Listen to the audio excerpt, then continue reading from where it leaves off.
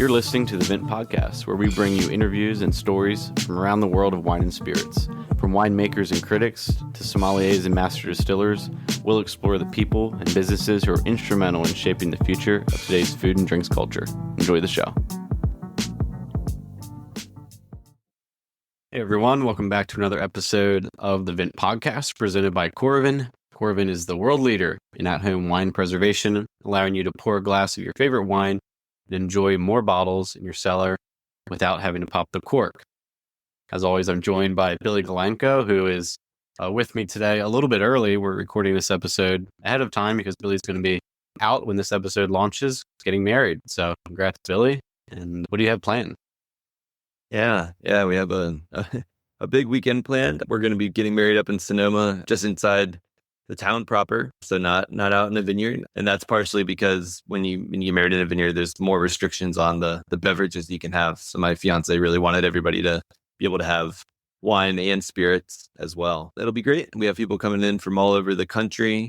And as many people who've gotten married probably know, the caterers do have a kind of select list of wines. We could bring our own, but it's more of a corkage. And to be honest, a lot of our guests don't, I say they're not the most wine people. So we got the best wine possible through our caterers, but I'm going to be bringing up a little bit of my own. I think a couple of special bottles I'll have that day will be a Bollinger recently disgorged 2008. As everybody knows, 2008 was an amazing year for champagne. Some people say it ranks up there, some of the best of all time. So I love really yeasty champagne. So I think that's going to be a treat for me. And then my fiance is not going to have a ton of wine day of the wedding day. So I'm bringing another wine that I can have with dinner. It's a Radicon 3781 Ribolla Jala 2008. Stenko Radicon and Jaško Grabner were some of the forefront folks up on the border of Slovenia and Italy in the Friuli area, making skin contact wines. They were the pioneers going back to that low intervention skin contact approach in the 90s. I guess it was early 90s through the 2000s, and prematurely died, I think in 2016. And I actually bought this bottle of wine from his widow, his wife, and his son when I was visiting in Slovenia. And it's one of their special bottlings. Ribolla Jala is in a skin contact format, can age really, really well. So it's cool to have, we'll have a wine that basically was touched by one of these really famous winemakers who's no longer making wine like it's optimal form. It's a liter bottle, so it's been slowly aging for 16 years. So I'm really excited to have that. It's something my fiance wasn't as enthused about. So since she's not going to have as much, it's a perfect time for me to celebrate with it. Yeah, she didn't even go with me to go get it. I tried to tell her how cool it was that I got it from his wife, and she was like, who cares? So I was like, all right. It's your something, what is it? Blue, borrowed, new. Maybe it's your something new for yourself, and you're not giving it away. Yeah. I'm not sure what that is, but it's nice. And apparently, I totally agree. We're working on it, but we were hoping to have Sasha, Stenko's son, on the podcast later this summer. So hopefully we'll be able to talk a little bit more about that, and you guys will get to know him.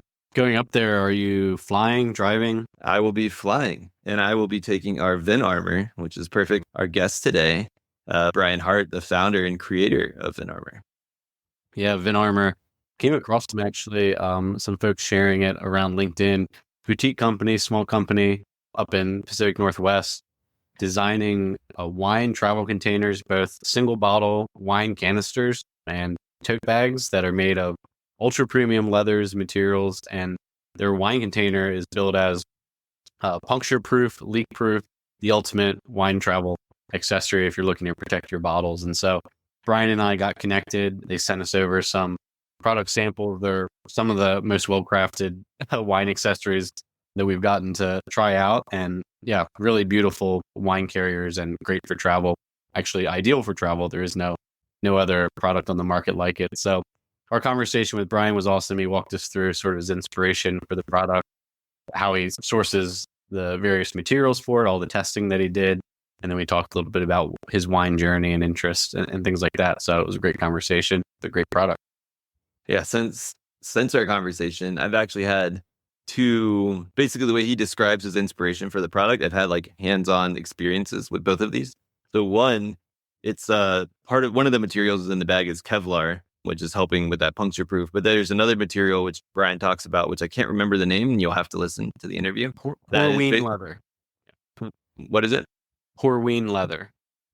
Okay, it might be that. But there's also the other material that is used in motorcycle racing outfits that is super light and like breathable, but also super protective that racers use. So when they fall off, they don't get scraped up by road burn. So I was actually at a wine tasting event and talking to guys who race motorcycles, and they were asking me, where I brought it up. I was like, "Oh, and what is your suit made of?" And he's, "Oh, Kevlar." And I was like, "Oh, there's a material that's better now, and it's lighter."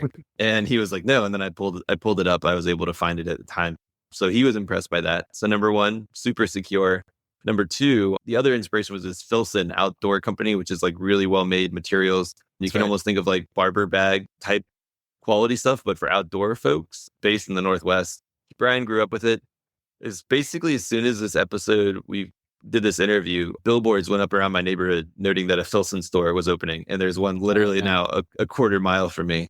So I've gone in and I can totally see where the inspiration comes from. Really high quality goods, and doesn't really hold a candle to the actual quality of the VinArmor bags themselves that we have now. Yeah. I hope everyone enjoys this conversation with Brian and VinArmor, and we'll actually have a discount code down in the description of the episode that you can use to pick up some of your own products from VinArmor.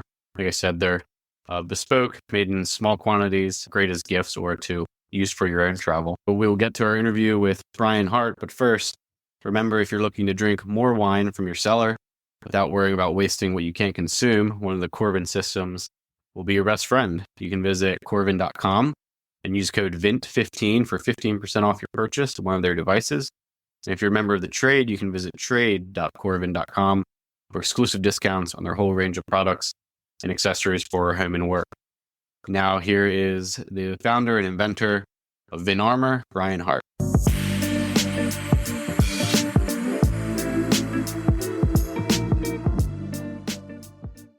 Hey, Brian, thanks for joining us today. Yeah, good to be with you guys. This is great. Yeah, I came across you actually, I think on LinkedIn, had some mutual contacts share your products, and I'd never heard of VinArmor before. And actually on a previous episode, a couple episodes back, Billy and I were talking through sort of like the 5 or so wine accessories that you really had to have. And on my list there was something to move around with wine, right? So something to carry it in to protect it. And I had mentioned some wine luggage that I have, and then just sort of like a cheapy insulated bag that I typically use. And so running across your product that is the other side of that, like the super premium category of the wine protection, and also basically bulletproof, which you'll talk about maybe. It was cool to run across your products. Yeah, great. Yeah, it's been a lot of fun.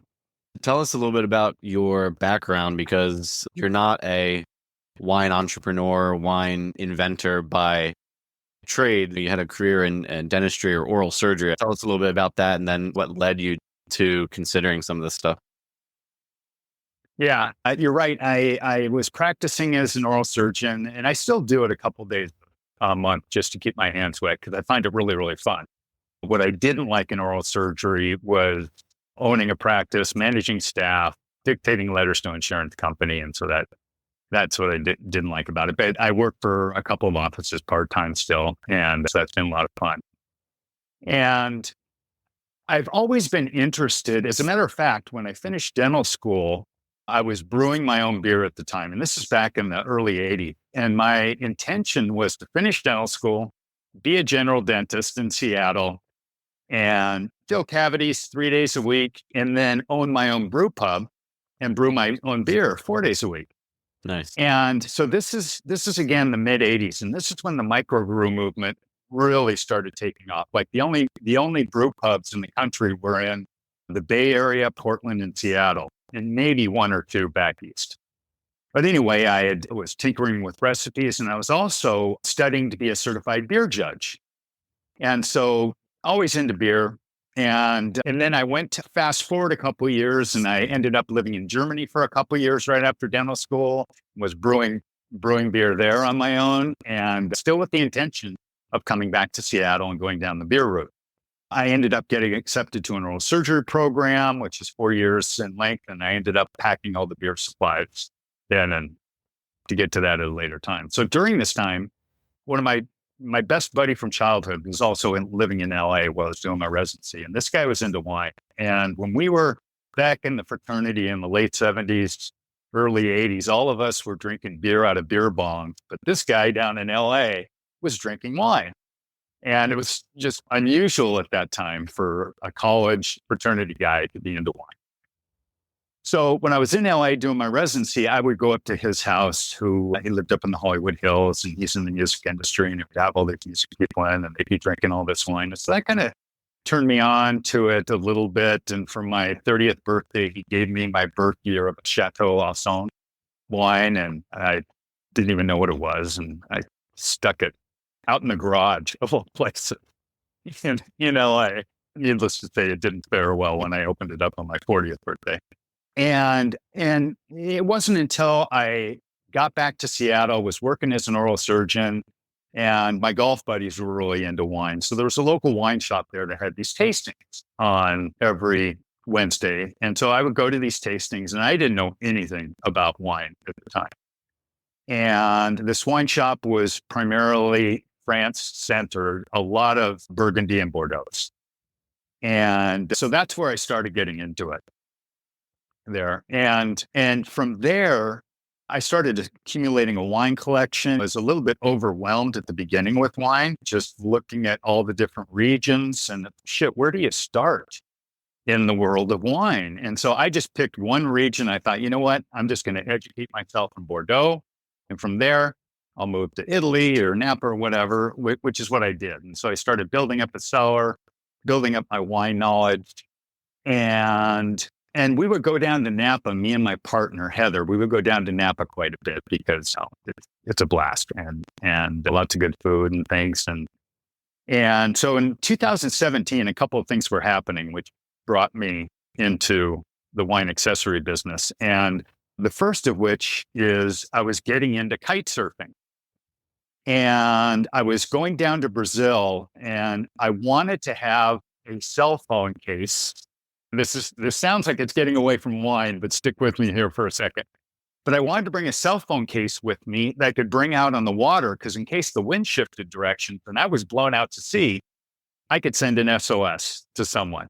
I was looking around at these waterproof wine carriers, and there wasn't anything I could trust. Not waterproof wine carriers, waterproof cell phone cases.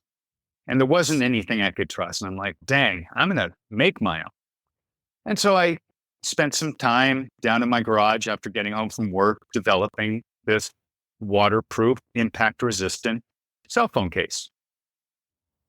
And we were on a trip down to Napa, me and my partner, and she found this bottle of dessert wine that was really unusual. It's actually a Cabernet Franc dessert wine that's made by Davis down in Calistoga down there. It's delicious. And she wanted to bring it back to Boulder. And so I said, we'll buy it and we'll find a wine travel bag to bring it in. And she goes, okay. So we bought it. And for the next 4 or 5 days, we went up and down the valley looking for a wine travel bag. And most of the wineries there would sell the bubble wrap type of wine bags that either have a Velcro or a Ziploc seal. And she's going, screw that. I got a $700 dress in my luggage. I don't trust that. And I'm like, we'll find something here. We're in the center of wine tourism. There has got to be, I was thinking at the time, like, you're familiar with the brand Yeti coolers. Those things are bulletproof. They do what they're supposed to do. They keep stuff cold for days and really high quality. And that's what I wanted. And we looked everywhere, and you could find these hard cases, but they took up too much room in your luggage. And then the soft case is something that was compact when it wasn't used, were basically these bubble wrap things.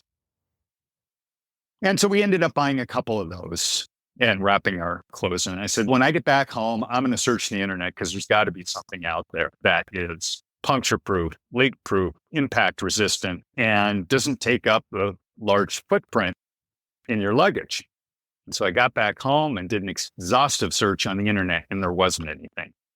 And so she said to me, she goes, you know what? You should ditch that cell phone idea and make a puncture-proof, leak-proof, impact-resistant wine bag. And so that's the whole backstory, how I got into it. And then that took me down an entirely different road. And honestly, if you were to ask me if I knew back then what I know now about what it would take to do it, I wouldn't have done it. It was, there was a reason. No one had developed a puncture-proof, leak-proof bag before for wine or anything else. And the reason was there is something on a huge, large industrial scale that they use for liquid compounds and things like that. But for just basic use, no one had developed one. And the reason is because it was really, really difficult. Yeah, and you ended up sourcing materials from all over the place, from outside the U.S., from locally there, and doing some manufacturing right there locally in the Pacific Northwest as well, right? Yeah. The first thing was I needed to find a puncture-proof material. And so I sourced... Which it seems like to me that if you find something that's puncture-proof, it would also have those other qualities, but I'm assuming that's not the case, right? No, not really, because the other two qualities are impact resistant, so it's got to absorb energy, and also has to be leak proof there. So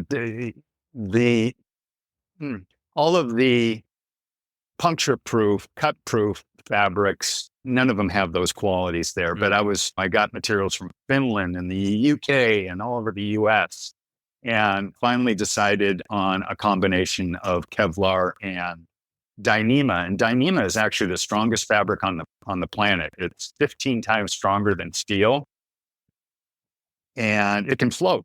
It's incredibly lightweight. It's amazing material.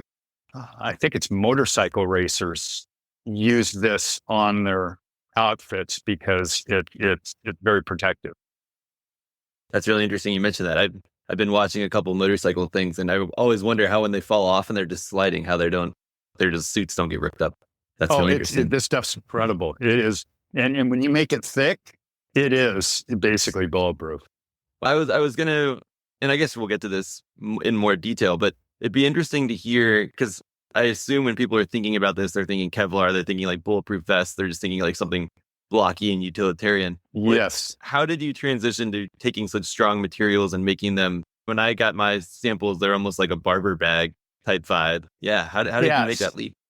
Originally, this was going to be very utilitarian in my mind. It was going to be made out of like a ballistic nylon, and it would be something that like I could see being sold at REI for campers going into the backcountry or in wine shops and whatnot.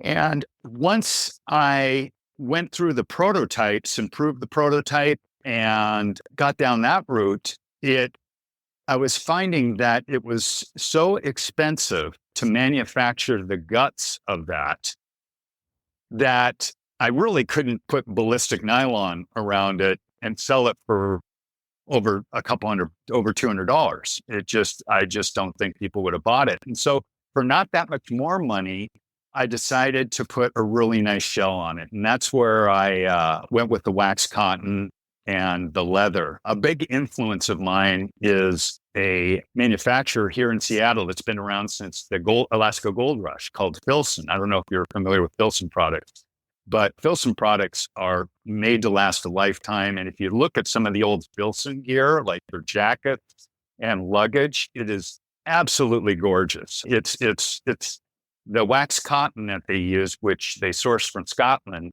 the same place where I get it, develops this really rich patina over time.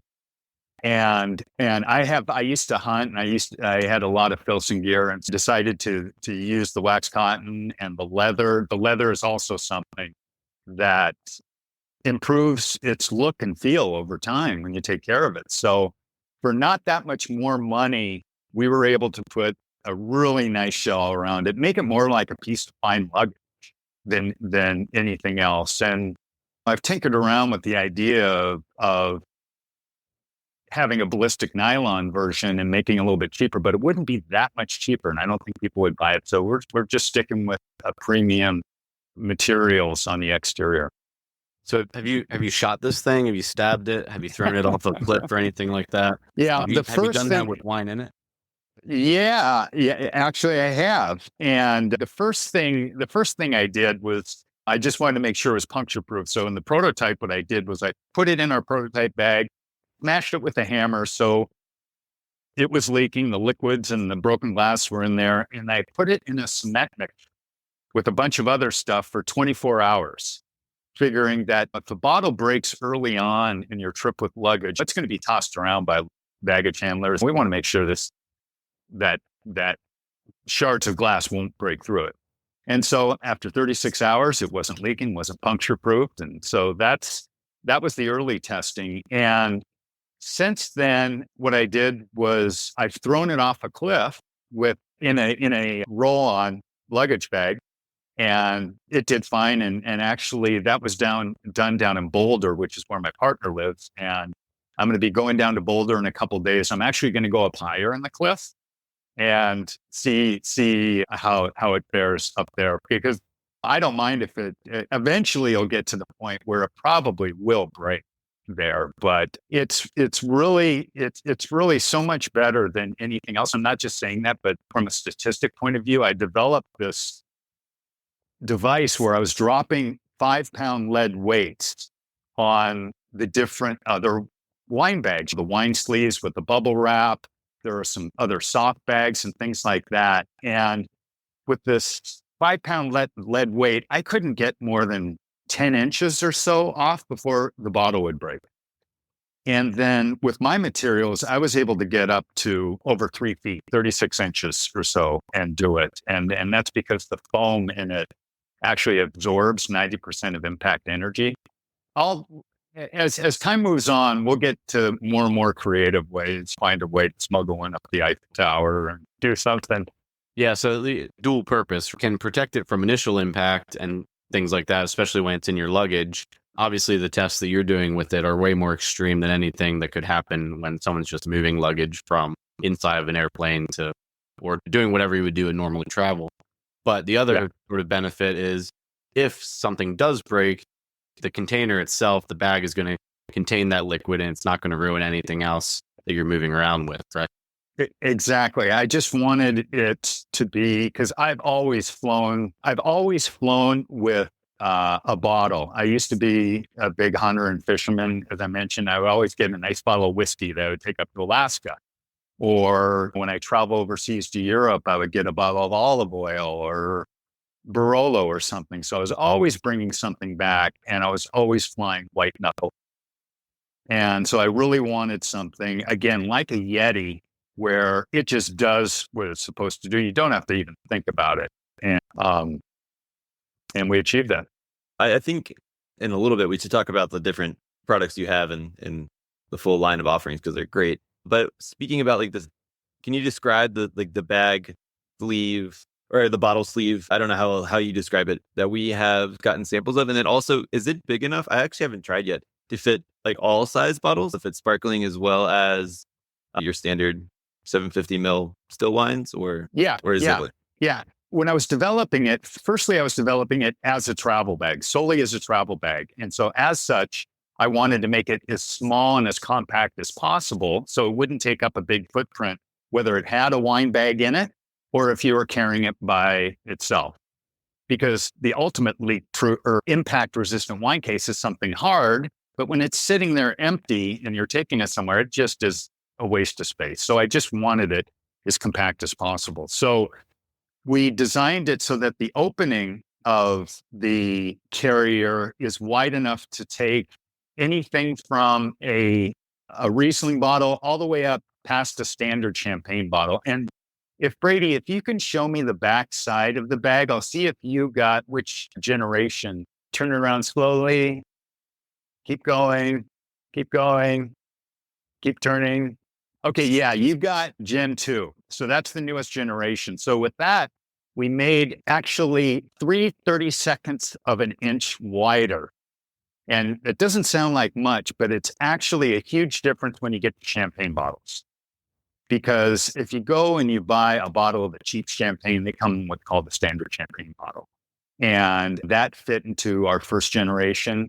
And this next one that we're just coming out with, which is what you have, some of the bigger bottles will fit that. And I did some research to find out that 5% or that bag will accommodate about 95% of the wine bottles on the market. When you get to spirit bottles, that's a different story because sometimes you have square ones and squat round ones and but standard Scotch bottles and vodka bottles it will accommodate as well. But it will take about 95% of all wine bottles. That's really exciting. I had an experience. So I'm still scarred. When we were going up to Oregon and we got a bottle of sparkling, and I had heard I had heard pressurized bottles might explode when you're traveling. Mhm. I've since learned that most champagne bottles are built to a high enough pressure tolerance that they won't explode in your travel. Better safe than sorry. Right. But in this case, it was not high quality glass on this bottle. And it was the first time I ever traveled flying to go wine tasting with my now fiance, like 5+ years ago. And we put the bottle, it was the only wine she wanted to bring home, and we put it in her Right. bag. It exploded. It covered everything. So now I'm telling her, I know sparkling, if we get a quality champagne, shouldn't explode, but we're about to go up to our wedding in July. And she's like, if you bring a bottle of sparkling and it explodes on like your tux or something, she's like going to be so upset. So now I'm going to go and be like, I have this VinArmor. I'm going to put it in here and it will not get on my tux, even if it somehow gets damaged. And so she'll be very happy. Did it explode? Did just the top come off, or was the bottle broken, shattered? The bottle completely shattered. Yeah. Okay. So that was probably from impact. I used to work in a grocery store, putting myself through dental school, and I was working on a New Year's Eve, and I was up in the check stand checking people out, and we had a huge display of champagne up front. And I'm checking someone out. It's about 9:00, and all of a sudden, one of the bottles of champagne blows its cork off, and the big explosion. Bottle tips over, champagne everywhere, and I said, "Oh, that was weird." We go over and clean it up. A couple minutes later, same thing happens.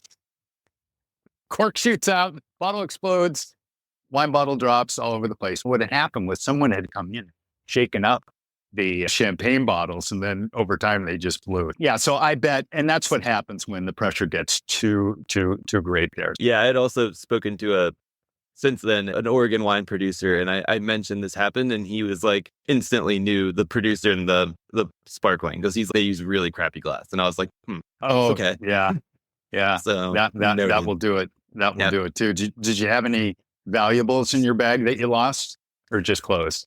No, they were all her clothes. I don't know. I don't think we had to throw anything out, but just getting home and having to clean out her bag with all the glass shards. I was like, I swear, traveling to go wine tasting is fun. He hadn't really done it before. And well, if I could tell you a quick story here about a disaster. I got to know, I did some collaboration with Coravin at Aspen Food and Wine a couple of years ago, and got to know them pretty well, and Greg Lambrecht, the inventor of the Coravin. And so I gave him one of my wine bags. This was a couple of years ago at Aspen Food and Wine. And last year we went together and we collaborated for the Hotel Jerome down in Aspen Food and Wines. We put on this wine tasting. It was a lot of fun. And I didn't know the story at the time, but so Greg gets up and he starts talking to all the people at the wine tasting. And he had just gotten back from Australia, and he was down in Australia with his sweetheart, and they were visiting Penfolds. And the owner, CEO, or whoever is in charge now at Penfolds asked Greg, "What year is your wife's birth year?" He goes, 1980 or 1981, whatever. Just a second.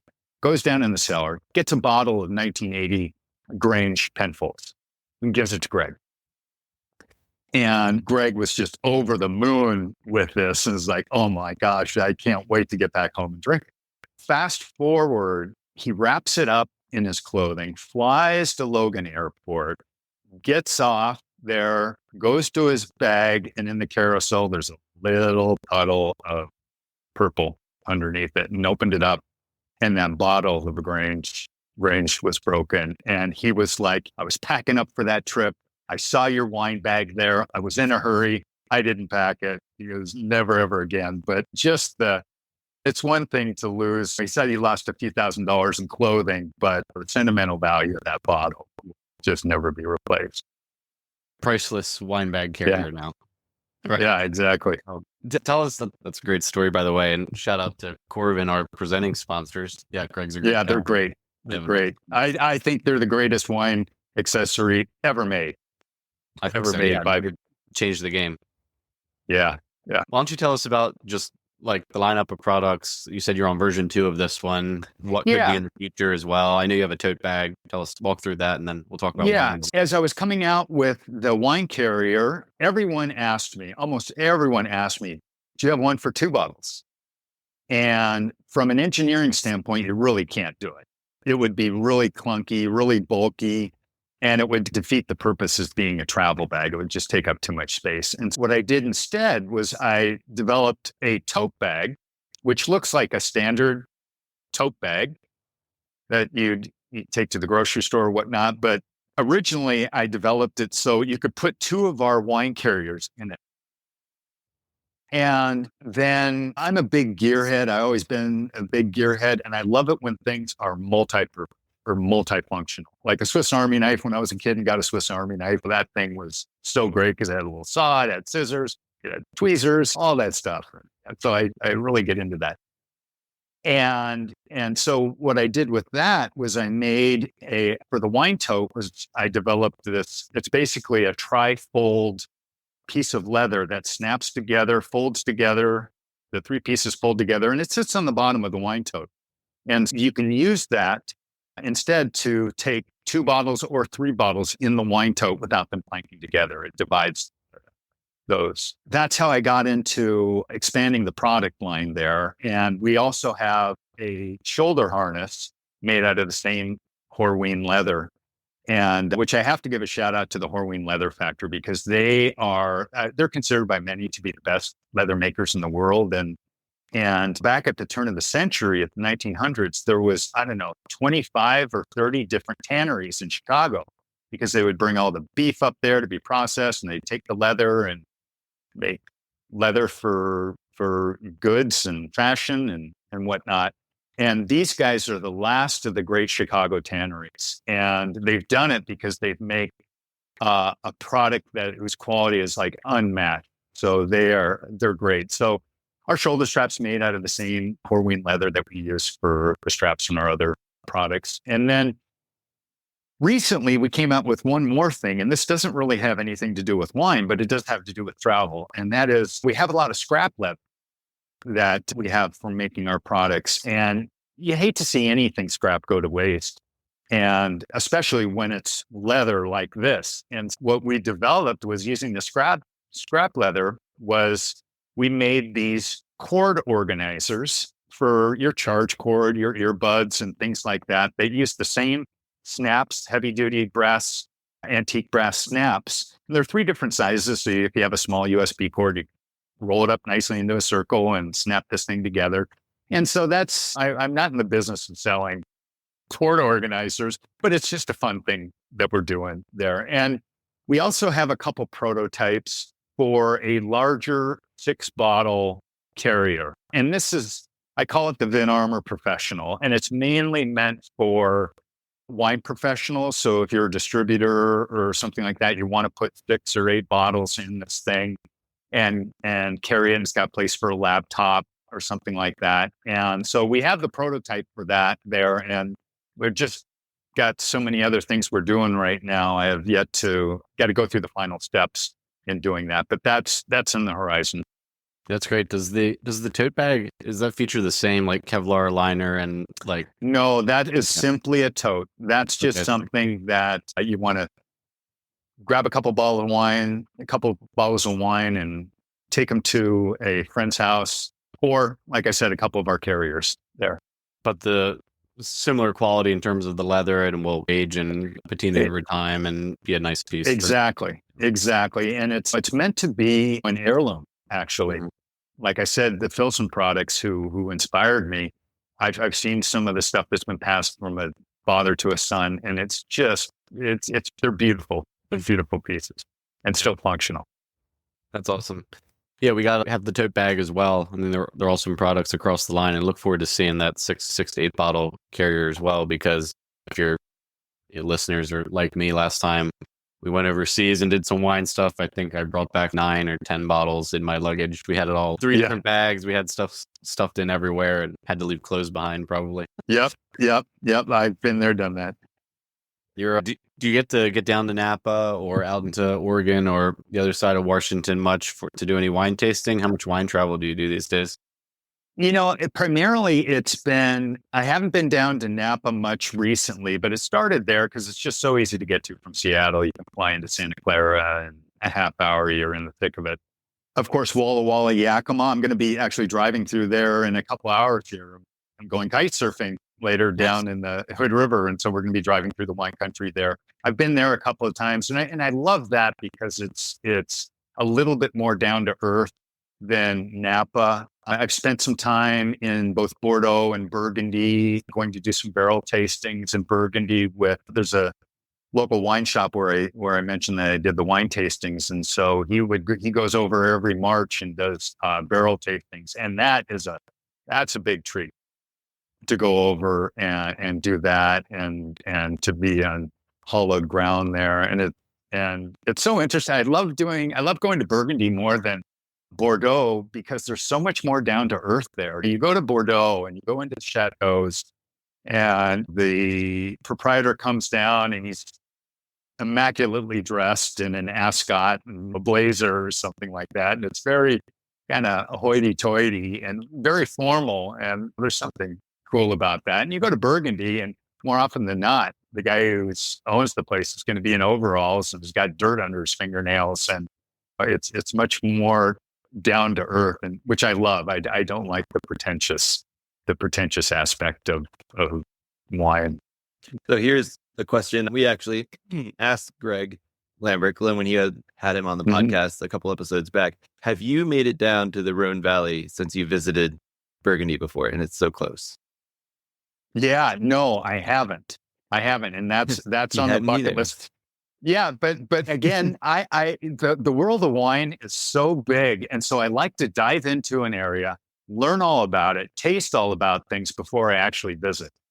And so I've gotten through Burgundy, Bordeaux, Napa, Washington. I'm just finishing up Piemonte.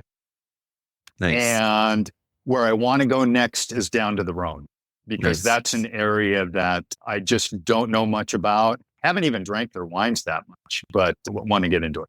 Yeah, I think I say the Rhone. I would just say even just close to Burgundy is the northern Rhone there. If you just start there, I think it's an easier thing to wrap your mind around because of the simplicity of grapes. Because I think if you try to add the northern Rhone and the southern Rhone at the same time, you can go down an immense rabbit hole with how big the southern Rhone is. But good. Pretty focused. I need the older I get, the more I need to narrow my focus. And so I'll take that advice. I'm actually I haven't done much research, but just because my partner's going for work, this summer we're going to northern Spain. So we're going to be visiting Rioja and the Albarino regions. And Albarino's white Burgundy is my favorite white wine, but Albarinos are a close second. And I can't wait to get there this summer. I would say two things. Make sure you don't overlook the white Riojas. They age them for decades, and those can come really close to white Burgundy. And then when you're up in like the Rio Spices area, or even a little more inland, try some of their Mencia. I think it's some of the best value. I've never even heard of that. Is that a particular grape, or is that a style of blend? Yeah, Mencia is a grape, and then different producers. I can give you some recommendations after this, but yeah, it's one of those. They're really interesting, and a lot of producers are starting to put more time and focus into it. Like some of the producers from like Ribera del Duero, like people from Vega Sicilia, they're going over there and they're making some like old vine Mencia, and it's great value, and it's also just high quality wine. So. Is it the wine that tended to be drunk by the common people there, just like in Burgundy? I forget the name. What's the name of the like what's made in Beaujolais?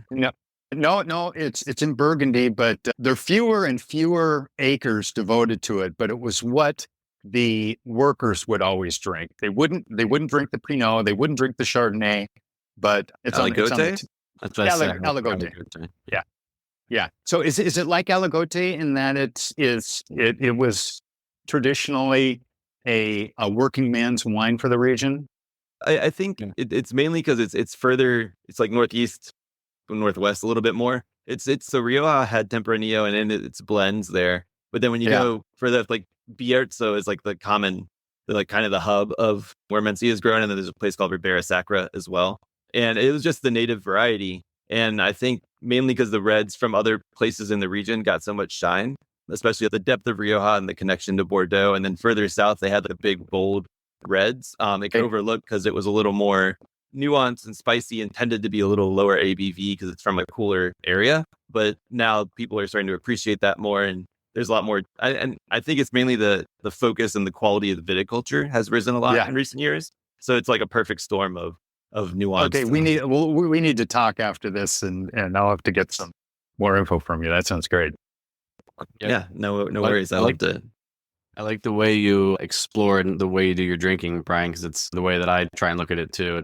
I don't want to have tasted 1 or 2 bottles from all, just say 100 regions or areas that you could drink wine from. I want to have some depth of knowledge in a place. And so I like the way you systematically go about it, region by region. Yeah. And there's, and I just, I'd be a jack of all trades and a master of none. And in the wine world, I see you can slowly get to be a master of all of them. So rather than be the jack of all trades who's familiar with everything, I just want to go in, really get familiar with it and master it. Although I wouldn't call myself a master by any stretch of the imagination, but just being really literate and familiar with an area. Is your cellar, like your personal home cellar, still pretty large, or have you pared things back? You know what? I just liquidated most of it because I was doing the math the other day, and I'm like, hell, in order for me to get through this, I'm going to have to drink a bottle every other day until I'm 80 years old. And there was a lot of stuff that needs to be drunk there. And so I actually just sold about 3/4 of it to the local wine shop because it needs to get drunk.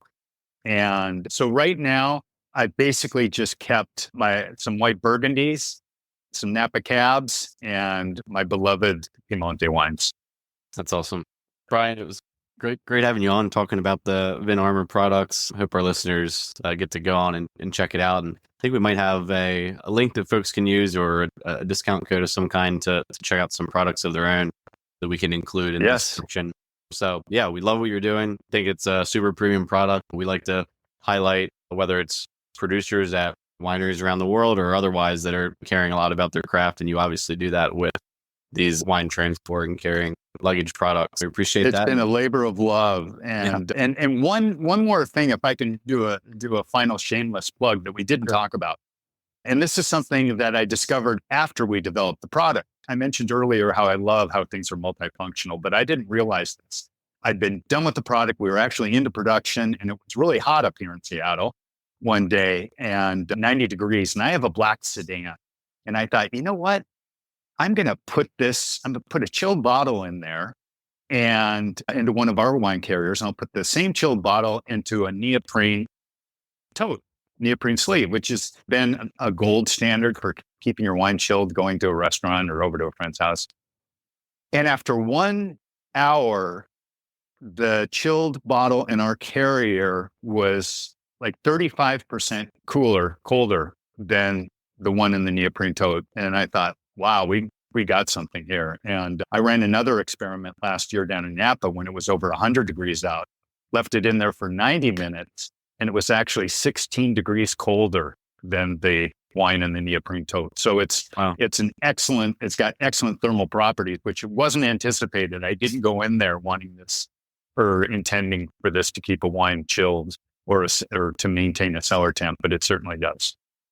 Yeah, I was just messing with mine here, and I put on the sort of like locking seal cap that is on the carrier, and I squeeze the carrier itself, and I realized that air doesn't really come out of it when you squeeze it. That's the whole idea. Yeah, it's pretty demonstrative of how airtight this thing is. Yeah. Thanks, Brian. It's awesome. Like I said, we'll stay in touch. Hope to talk with you again soon, and thanks for coming on and sharing. Thank you for having me.